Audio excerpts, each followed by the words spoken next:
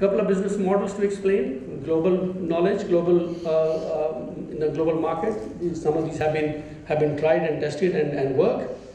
At the minimum level, that's the engineering services business model. And the other extreme is the outsourced energy management business model. So therefore, from one to the other, it is in the increasing risk to the investor and an increasing benefit to the beneficiary. So depending on your own creditworthiness, depending on the enabling environment, depending on the value chain where you have the entry point, then you decide as to what is the business model.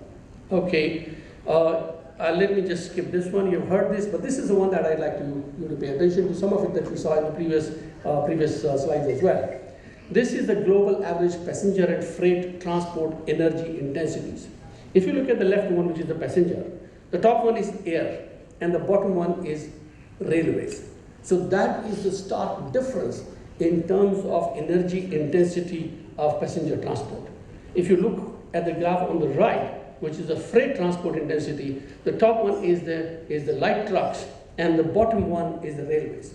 So therefore, railway is not only the most energy efficient, that's the green transport. So therefore, it is not only the energy efficiency of railway within, you have to step back and look at the energy efficiency of the whole transport sector, and that is the transport policy that the country has to look at. So therefore, if you needed a compelling argument for modal shift, this is a compelling argument. So therefore, what needs to happen, not just energy efficiency improvement in railways, but also the broader transport sector, the policies, the infrastructure, and the improvement in customer service to shift, to achieve the modal shift from road transport to the railways. But that is not just the energy investments in lighting and air conditioning. That is also a huge investment in infrastructure of railways that would achieve the energy efficiency in the transport sector.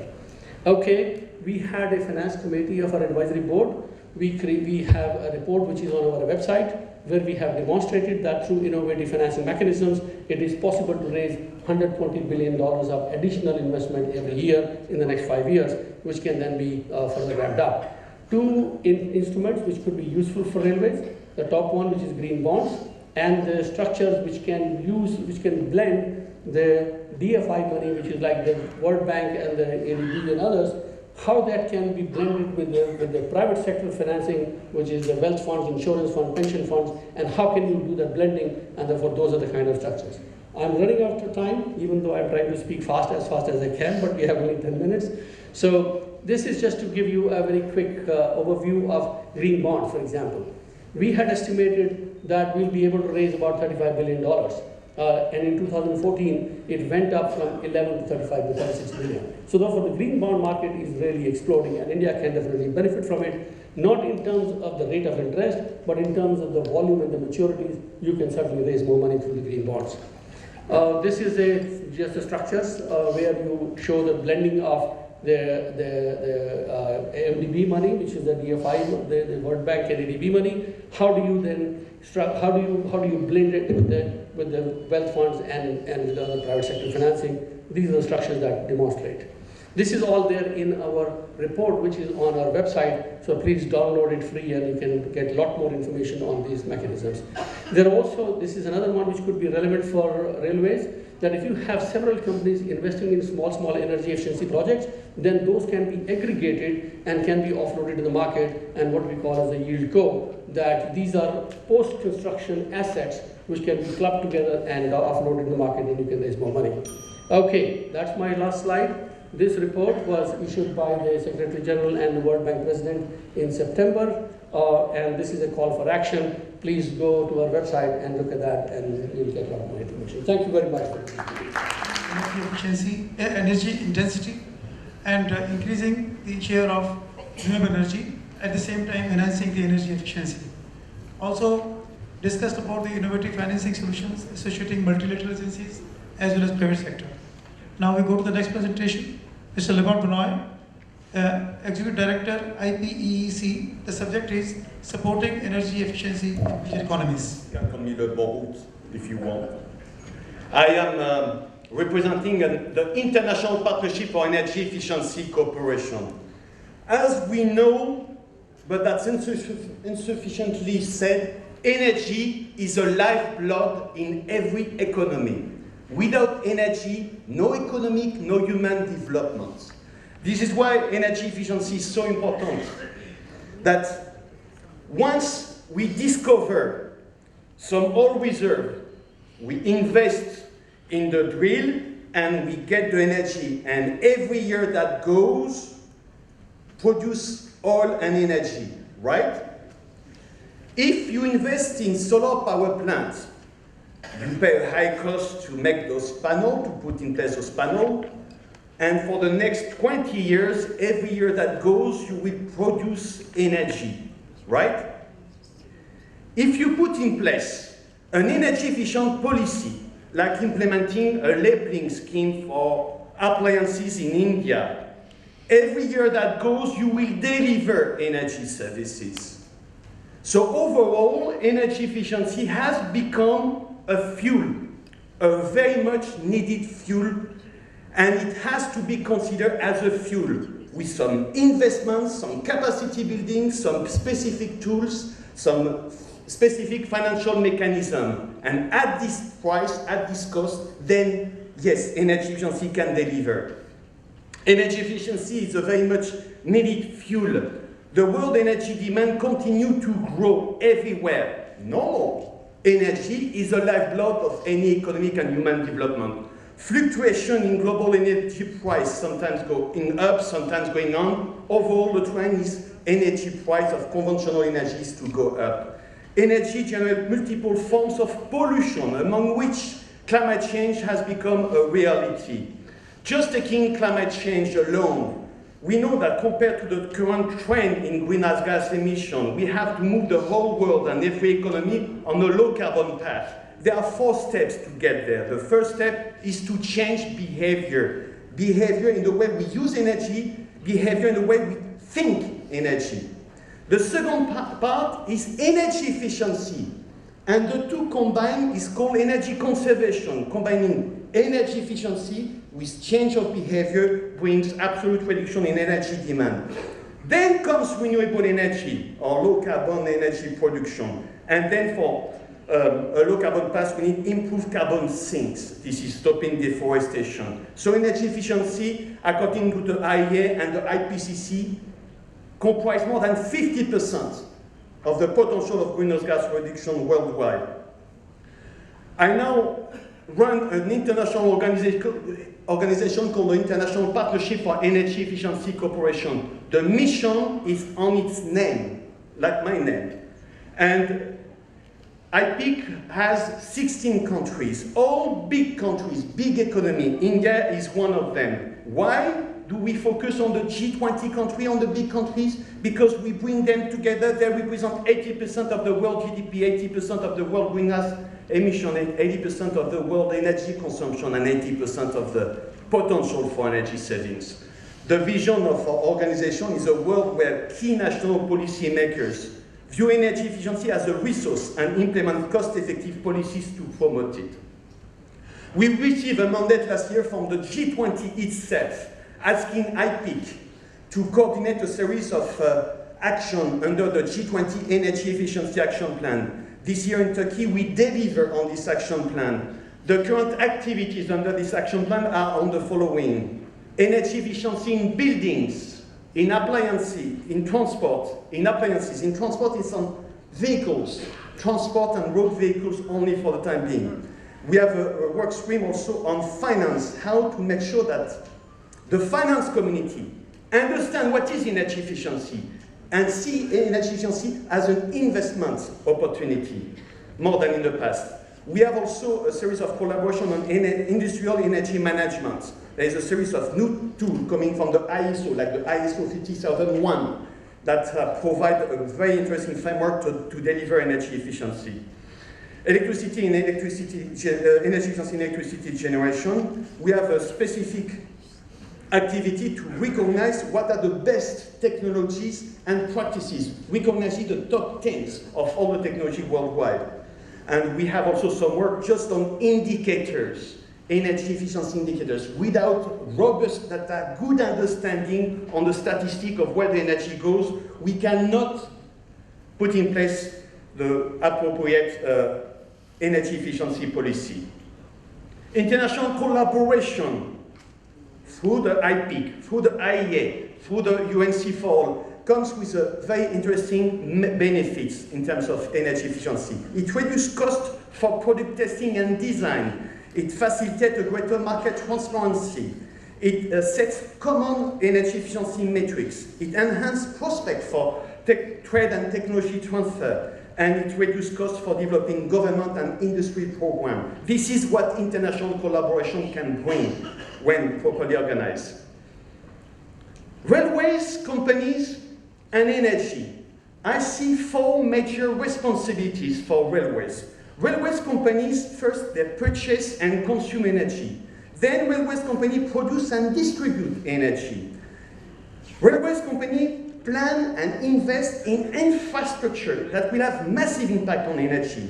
And final point, railways companies do communicate and motivate to their own staff and to their clients. So we have for each of these 4 steps some interesting story to build around energy efficiency with different approach to energy efficiency. I will skip a description of each of these 4 steps on purchase and consumption. You know all this. Produce and distribute energy, investment and infrastructure, communicate and motivate. Element for a successful energy policy. Above all, what's important is to get information, to set the baseline, to understand what we're talking about. There is a cost to get there. This is information, data, analysis, statistics. Then we have to make sure that technology is accessible. Then the know-how, it's not enough to have the technology or the information. You have to also build the capacity to manipulate the energy efficient technology. And then comes finance. And this can happen when you have a vision, when you have dedicated staff, and when you have an overall work plan. Energy efficiency is critical to railways company. But I dare to say that railways companies are crucial to energy efficiency. Railways companies are already the most energy efficient system for transport. By making the railways even more energy efficient, we are showing a great, and we are setting a great example for the world, very much needed. I believe that energy efficiency can become the first fuel above all, as long as it is fuel first. We have to inject money, public money, in building the capacity, putting in place the enabling environment from the statistical collection to the policy instruments, and then investment will come. Energy savings is just one of the multiple benefits of energy efficiency. When you look at energy efficiency, we have a tendency to only focus on the payback on the energy savings. Energy efficiency provides health benefit by lowering pollution, enhance productivity whenever it is implemented in buildings or industry, enhance the quality of the production, lower the impact on the environment. Energy efficiency, when you take all these financial benefits, you translate those health, productivity, environment, quality benefits into financial benefits, you will see that energy efficiency is a real winner. I believe that there is room, ample room for international collaboration on energy efficiency. Hopefully, in the field of energy efficiency in railways, this is a beginning of very interesting adventure. I really hope that this meeting is just the first of a long series, and I really wish we can bring together the topic on energy efficient railways to the global leaders. I will propose to the G20. Thank you very much for your attention. Thank you very much. Mr. Ravinder Bhan is Director Strategy and Corporate Planning, Highwood Electricals Private Limited. He will speak on reduction of losses in transformers by use of internationally patented Nomex material and superior design. Mr. President, honorable guests on the dais, distinguished audience, ladies and gentlemen, it's my utmost pleasure to present to you this afternoon a concept which will bring us from the global scenarios that we saw before when my esteemed speakers talked about the global implications of energy efficiency to what I may say, bringing you to the doorstep of how energy can be consumed and energy can be used more efficiently by using our transformers in a slightly better manner.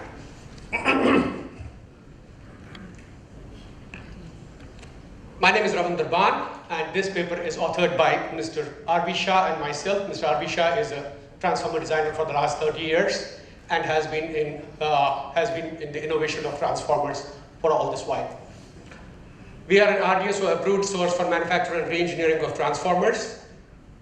We heard this morning that the Indian Railways expends something like 17.5 billion units of energy every year, costing us 10,000 crores, which is about 1.85% of the total country's power generation. This includes traction and non-traction applications. My point today is that we are talking of a lot of energy initiatives, which are very nice. But as our Honorable Minister said this morning, energy saved is energy generated. And may I take the liberty of changing that to saying energy saved is energy gained. And every unit of energy that we gain, we are saving 4 units of generation. So I wanted to look at what is that one thing besides traction, besides non-traction, one component where, what is that one thing we can do by which we can save energy across all sectors? These are the various applications where energy is used in the railways. What is common between all of these applications? All of these can get fed by a transformer. So no matter what, the entire 17.5 billion units of energy are passing through one or the other transformer. So if you have even a little bit of change, even if you have a little bit of saving in a transformer, you are saving across the board. And it's our submission that every transformer, by virtue of its technical characteristics, wastes a certain amount of energy internally. And if you could achieve just a 10% reduction in those losses within the transformer, it is our claim that overall system will improve by 1%. And 1% of the energy is 175 million units per year. Without any compromise on passenger comfort, without any passenger comfort on passenger safety. You will still be doing the same safety, you will still be using the same comfort, and you would have saved 175 million units per year. How do we really save these losses? How do we really reduce losses? We identify the existing efficiency, we identify the existing systems, the limitations and the objectives. We improve the design and redesign the transformer. We use modern technologies and better materials, and we re-engineer the entire thing, and the result is a re-engineered unit with lower losses and with a fresh lease of life. The design approach is very simple. We try to look at what are the pain points inside a transformer, what are the reasons why which a transformer fails, what are the points where the transformer becomes very weak. And obviously those are the points in which you attack, you will be able to reduce the thermal stress on the transformer. So we looked at what are the various reasons transformers fail, and along with our partners, we found that 29% of the transformers fail because of winding insulation breakdowns. And then you have the others, which means improving the integrity of the insulation system becomes the design objective. So we looked at this material, the aramide material, manufactured by DuPont under the trade name of Nomax. And we find that this material gives you far better thermal, electrical, and mechanical properties in order to reduce the burden on this and the stress on the insulation. Highvolt was the first manufacturer in India to design and re-engineer transformers along with DuPont and RDSO. These re-engineered transformers are since then working satisfactorily. The proven advantages of aramide material are thermal benefits, mechanical benefits, electrical benefits. For the shortest of time, I'll not run through all of these, but these are part of your printed material available with you. The impact of these advantages, in our opinion, is that the failure of a running train is the most critical item for the railways, and it's extremely critical.